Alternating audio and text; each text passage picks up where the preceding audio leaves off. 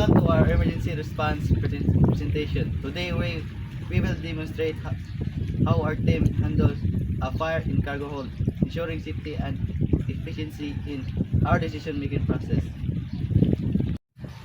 When a fire is detected in a cargo hold, the response must be immediate. Let's walk through the actions taken by the crew.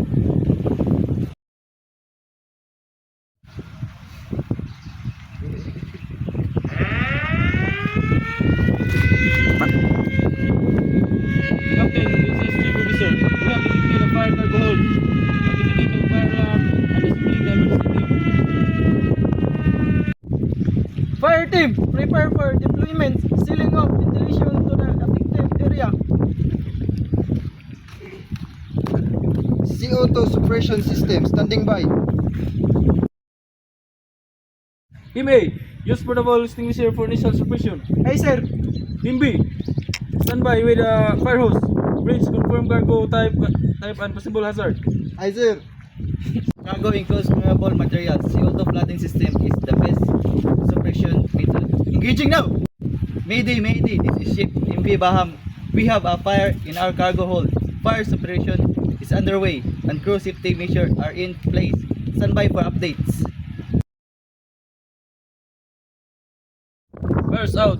Checking for heat packets to prevent reignition. go, All crew accounted for no injuries reported. go. Excellent teamwork, everyone. We will document the incident and review procedures to improve our emergency response future. Go. This scenario highlights the importance of rapid response, teamwork, and safety protocols in handling emergencies at sea. Stay safe and always be prepared. In any emergency, sincerity is a crucial factor that influences decision making and teamwork. In our response to the fire in the cargo hold, sincerity play a key role in ensuring clear communication, trust, and accountability. Sincerity meant that every action we took was driven by genuine concern for the safety of the crew and vessel. We did not downplay the severity of the fire, nor did we overreact. Instead, we focused on providing accurate information and making logical, effective decisions. When I reported to my situation, I knew my responsibility was critical. Sincere teamwork meant I trusted my colleagues to do their part while I focused on mine. There is no hesitation or second decision, just commitment to the plan. Honest communication was key. We made sure that every report to the captain and emergency teams was based on real-time observation, ensuring the decisions were made with the best available information. This crisis situation, sincerity ensure that every crew member acts with integrity, prioritizing safety over personal concern. It builds trust and enhances teamwork, leading to a more effective emergency response. This is exercise to reinforce that sincerity is not just about speaking the truth. It's about acting with responsibility, urgency, and care for others. Sincerity saves lives. Always be prepared, always be honest, and always work as a team.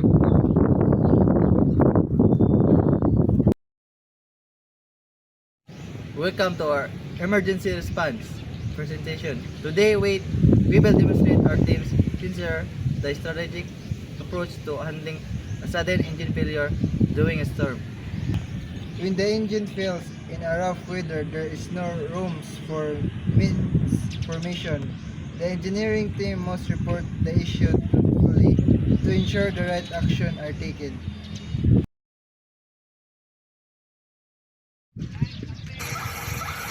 Bridge, this is zero. We have a complete engine failure. Possible causes include fuel blockage or generator malfunction. Troubleshooting now. Understood. How long for an initial diagnosis?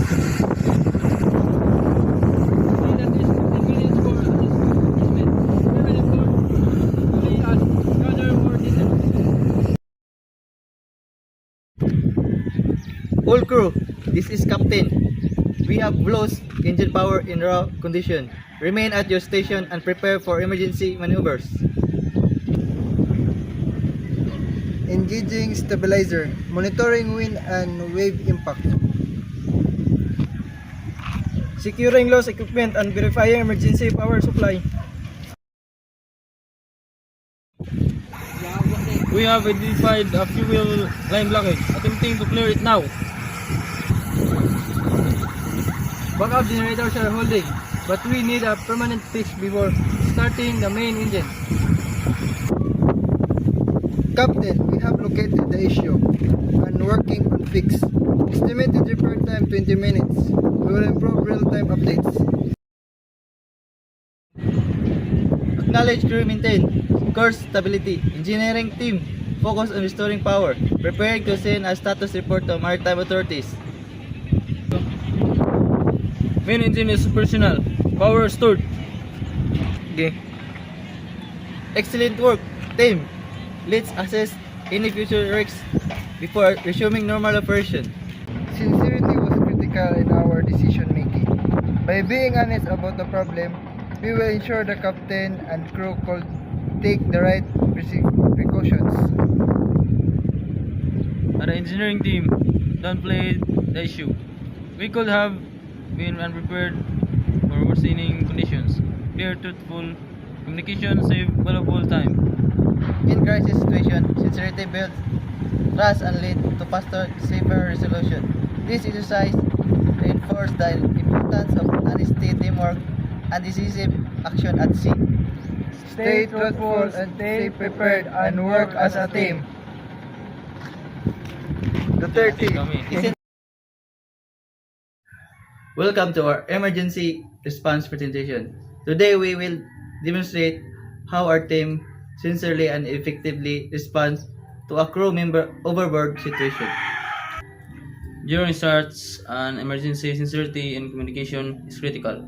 We must act quickly and ensure that every action taken is focused on saving a life.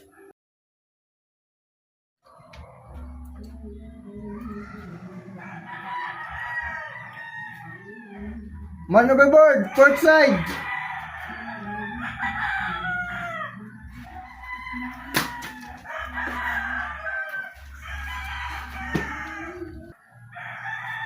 Bridge, we have a man overboard. Port side, dropping a life ring and keep visual contact.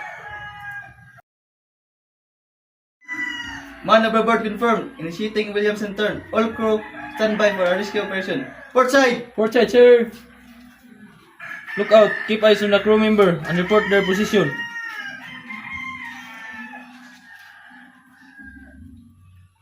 Rescue successful. Crew member is safe and receiving medical attention. No further assistance required. Sincerity in this situation meant being honest about what happened, acting immediately, and communicating clearly. Every second counts.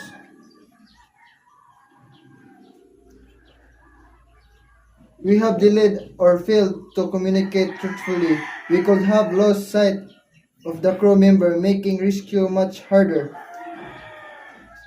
Our sincerity in reporting and executing the rescue allowed us to work as a team and ensure the best outcome. In any emergency, sincere communication, quick action, and teamwork are essential. We hope this exercise reinforces the importance of preparation and trust at sea. Stay alert, stay honest, and save lives. Thank you for Duterte. listening.